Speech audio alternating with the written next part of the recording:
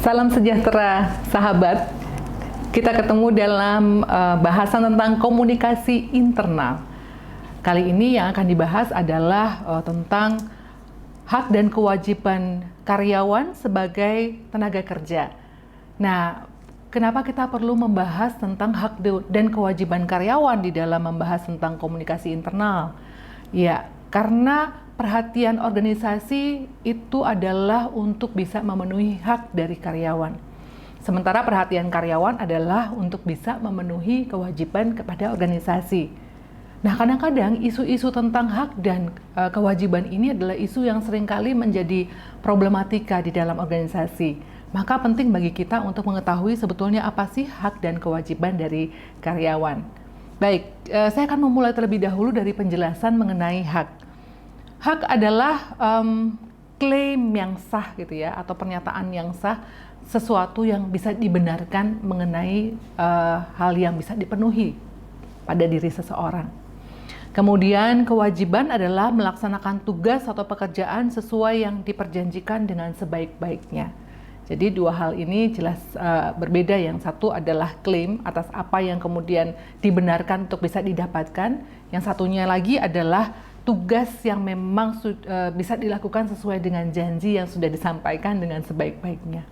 Gitu. Janjinya seperti apa ya, sesuai dengan bagaimana kontrak bekerja yang sudah disepakati oleh kedua belah pihak kalau kita bicara soal karyawan sebagai tenaga kerja.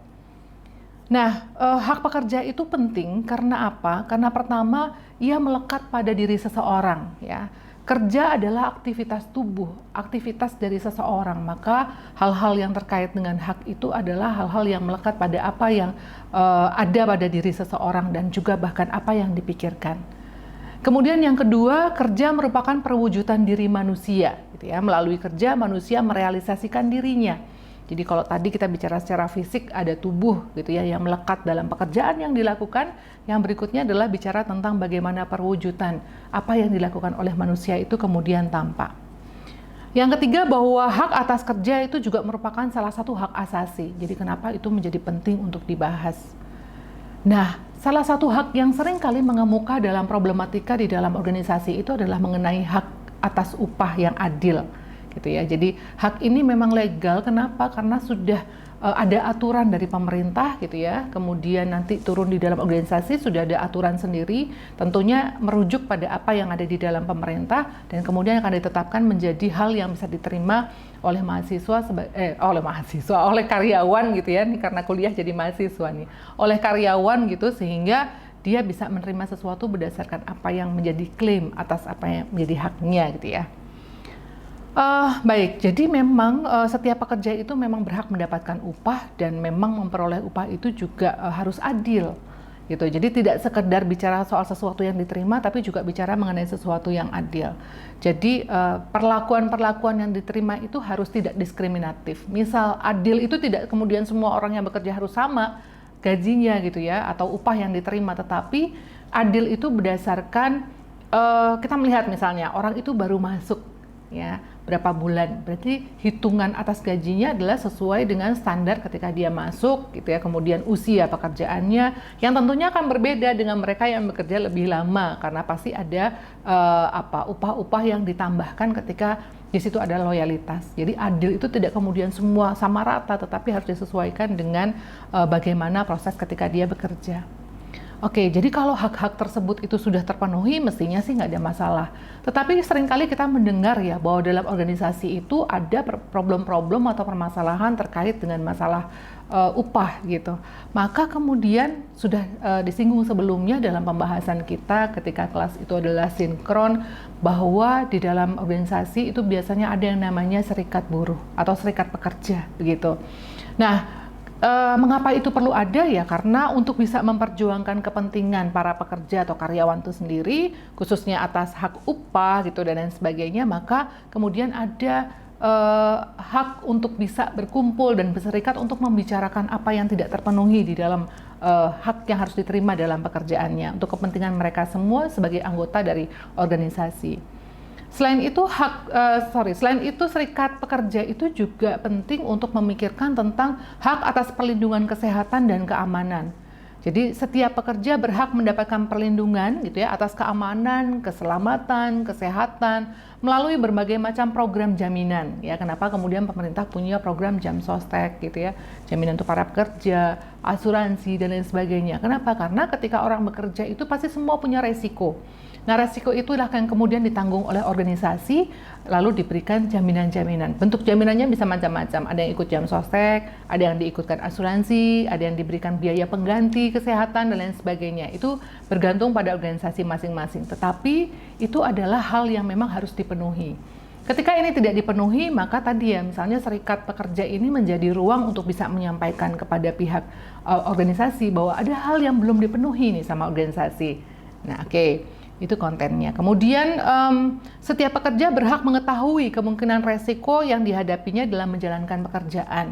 Dengan begitu pekerja menjadi tahu gitu ya apa yang harus kemudian dimintakan kepada perusahaan atau pada organisasi untuk bisa menjadi perlindungan dan jaminan terhadap pekerjaan yang dia lakukan. Kemudian setiap pekerja bebas untuk memilih dan menerima pekerjaan dengan resiko yang sudah diketahuinya atau kemudian menolaknya. Jadi kalau kita sejak awal sudah menjelaskan, ini bagian dari proses komunikasi internal bahwa ketika kita bekerja sama, gitu, kita punya relasi dengan karyawan, sejak awal kita sudah harus transparan terkait dengan pekerjaan-pekerjaan yang harus dilakukannya. Kalau memang pekerjaannya punya resiko bisa macam-macam, tidak selalu bersifat fisik gitu ya. Resiko bisa terkait dengan masalah resiko ketelitian. Misalnya kalau kita bicara soal keuangan, ada risiko-risiko di mana ketika kita tidak teliti maka ada kerugian yang didapatkan di situ. Atau risiko ketika kita melakukan pekerjaan di tempat yang kurang aman, entah lokasinya ataupun masyarakat sekitarnya, sehingga kemungkinan ada risiko terhadap dirinya, misalnya bisa celaka, bisa jatuh dan sebagainya. Itu juga harus diinformasikan. Atau ketika lokasinya sangat jauh terpencil, maka dia harus melalui berbagai macam perjalanan yang juga sangat beresiko di dalam pekerjaannya. Jadi ini harus disampaikan sejak awal. Ini bagian dari komunikasi internal gitu. Nah, maka setelah mengetahui itu semua, karyawan bebas untuk menentukan apakah dia akan mengambil resiko itu atau menolaknya gitu. Nah, kalau memang di dalam sebuah organisasi itu ada problem gitu ya, maka setiap karyawan itu punya hak untuk diproses hukum secara sah. Ya, hak terutama berlaku ketika misalnya pekerja dituduh gitu ya, atau ada ancaman-ancaman atau hukuman yang diduga itu melakukan dianggap sebagai pelanggaran yang dia lakukan. Oke lah, karyawan ini melanggar. Tetapi ketika dia melanggar dan harus berhadapan dengan aspek-aspek punishment dan seterusnya, dia harus tahu aspek hukum seperti apa yang kemudian, atau punishment seperti apa yang layak untuk dia terima. Misal punishment yang dia terima itu lebih dari apa yang dia lakukan kesalahannya, maka kita harus memberitahu bahwa sebetulnya karyawan pun punya hak untuk bisa diproses secara hukum, gitu ya. Maka kemudian pekerja wajib diberi kesempatan untuk mempertanggungjawabkan tindakannya, dan kalau ternyata ia bersalah, ia punya kebebasan untuk bisa membela diri. Jadi misalnya dengan bahwa dia boleh loh punya pengacara misalnya, atau disediakan pengacara dari pihak organisasi atau seperti apa gitu ya. Artinya dia memang memiliki satu kesempatan untuk diproses secara hukum. Kalau dia merasa kemudian di dalam organisasi ada ketimpangan yang diberlakukan terhadap dirinya. Kemudian setiap bagian dari karyawan yang ada di dalam organisasi juga memiliki hak untuk diperlakukan secara sama. Tidak ada diskriminatif, meskipun misalnya ada laki-laki, ada perempuan, ya mestinya sama, tidak ada gaji untuk laki-laki dan tidak ada gaji untuk perempuan. Ataupun misalnya ketika kita mempekerjakan difabel, gitu ya, gaji yang diterimanya pun harus sesuai dengan apa tanggung jawab pekerjaan yang dia terima, bukan melihat pada masalah disabilitas yang kemudian dimilikinya dan seterusnya, gitu. Juga perbedaan gaji yang ada di dalam setiap karyawan itu tadi sekali lagi saya sampaikan di depan tadi juga bahwa itu harus diperhatikan secara rasional tergantung pada tanggung jawab yang memang harus diembannya. Misalnya seorang manajer dengan seorang karyawan biasa gitu ya, tentu saja gajinya berbeda. Kenapa? Ya karena tanggung jawab yang diembannya lebih besar manajer, meski mungkin kalau kita lihat pekerjaannya hanya tanda tangan gitu ya, tapi resiko atas tanda tangan yang dia lakukan itu lebih besar daripada karyawan yang melakukan pekerjaannya di lapangan kemudian setelah itu selesai. gitu ya. Kemudian juga kita perlu hati-hati atas diskriminasi-diskriminasi yang terjadi pada masalah etnis, agama gitu ya, dan lain sebagainya. Misal kita tetap memberikan kesempatan untuk bisa melakukan aktivitas keagamaan yang dilakukan oleh karyawan. Itu harus kita berikan ya, karena kita menghargai agama apapun yang kemudian dipeluk oleh seorang karyawan ya. Oke. Nah, satu lagi yang perlu diperhatikan adalah sekalipun kita bekerja di organisasi, tidak kemudian organisasi ini harus mengetahui semua masalah yang ada pada organisasi. Maka karyawan juga memiliki hak atas rahasia pribadi gitu ya. Apalagi kalau misalnya seorang karyawan memiliki problema gitu ya, yang oleh organisasi ini diketahui menyangkut aspek-aspek yang sangat private begitu. Organisasi tahu, kemudian mungkin barangkali ada satu pembicaraan khusus gitu ya dengan yang bersangkutan, lalu organisasi ini tidak memiliki hak untuk menyebarkan hal-hal yang sangat private yang tadi dilakukan oleh karyawan tadi gitu ya, tapi harus dirahasiakan gitu. Atau misalnya ada pertimbangan-pertimbangan, misalnya ada seorang karyawan menyampaikan, Pak, saya nggak bisa kalau kerja ketika lembur di hari ini saya nggak bisa karena saya ada problem begini dan seterusnya gitu ya. Lalu organisasi ini harus menyimpan sebagai bagian dari kebijakan yang dilakukan oleh organisasi, bukan kemudian menyebarluaskan. Jadi setiap karyawan pun punya hak atas rahasia pribadi dan itu harus dipegang oleh organisasi. Nah, kalau kita tadi sudah bicara banyak tentang hak pekerja atau karyawan dalam organisasi, yang berikutnya adalah karyawan pun harus tahu kewajiban apa yang dia harus lakukan, dan ini juga harus dikomunikasikan sejak awal. Biasanya dalam kontrak itu sudah tersedia dan dalam pembicaraan lisan gitu ya, itu pun sudah disampaikan. Biasanya organisasi juga punya program semacam pembekalan atau pelatihan kepada karyawan. Itu juga suatu proses komunikasi untuk bisa menanamkan informasi kepada pihak karyawan bahwa ada kewajiban-kewajiban yang memang harus mereka lakukan. Di antaranya adalah karyawan jelas harus menerima kewenangan formal dari organisasi. Mereka harus siap diperintah kapanpun itu gitu ya. Kalau dalam hal ini dalam waktu kerja atau berkaitan dengan masalah pekerjaan, misalnya saya ya, itu kamu diperintahkan untuk ikut misalnya seminar di satu kota ya, saya harus berangkat karena itu menjadi tanggung jawab dari saya misalnya. Kemudian pekerja harus memikul tanggung jawab tertentu ya sesuai dengan job description-nya.